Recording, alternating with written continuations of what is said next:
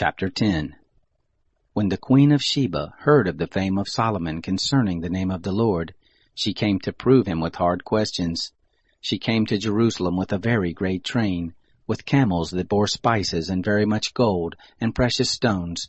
And when she was come to Solomon, she talked with him of all that was in her heart. Solomon told her all her questions. There was not anything hidden from the king which he didn't tell her.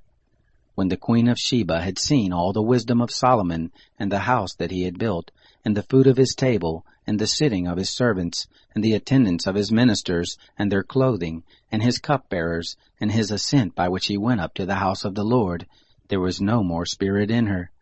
She said to the king, "It was a true report that I heard in my own land of your acts and of your wisdom. However, I didn't believe the words until I came, and my eyes had seen it. And behold, the half was not told me.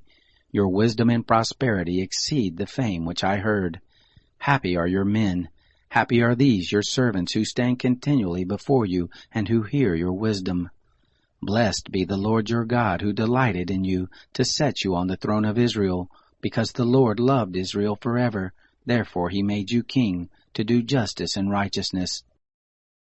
She gave the king 120 talents of gold, and a very large amount of spices and precious stones.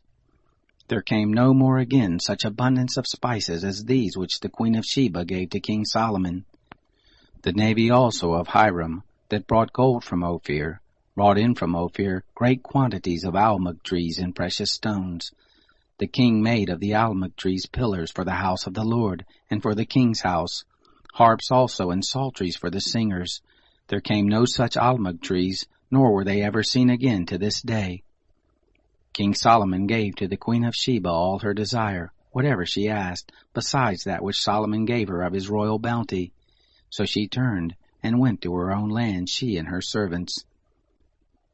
Now the weight of the gold that came to Solomon in 1 year was 666 talents of gold, besides that which the traders brought, and the traffic of the merchants, and of all the kings of the mixed people, and of the governors of the country.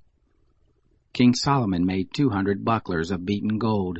600 shekels of gold went to one buckler. He made 300 shields of beaten gold. 3 minas of gold went to one shield, and the king put them in the house of the forest of Lebanon. Moreover, the king made a great throne of ivory and overlaid it with the finest gold.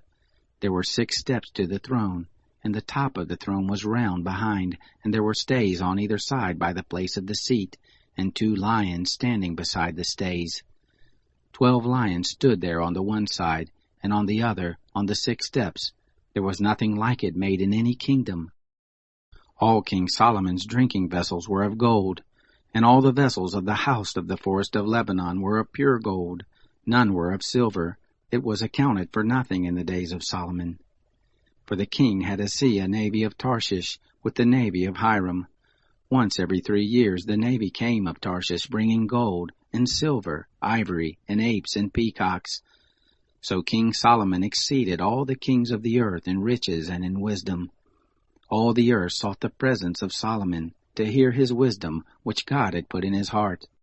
Every man brought his tribute, vessels of silver, and vessels of gold, and clothing, and armor, and spices, horses and mules, at a set rate year by year. Solomon gathered together chariots and horsemen, and he had 1,400 chariots, and 12,000 horsemen, that he kept in the chariot cities, and with the king at Jerusalem. The king made silver to be in Jerusalem as stones, and cedars he made to be as the sycamore trees that are in the lowland for abundance. The horses which Solomon had were brought out of Egypt, and the king's merchants received them in quantities, each quantity at a price.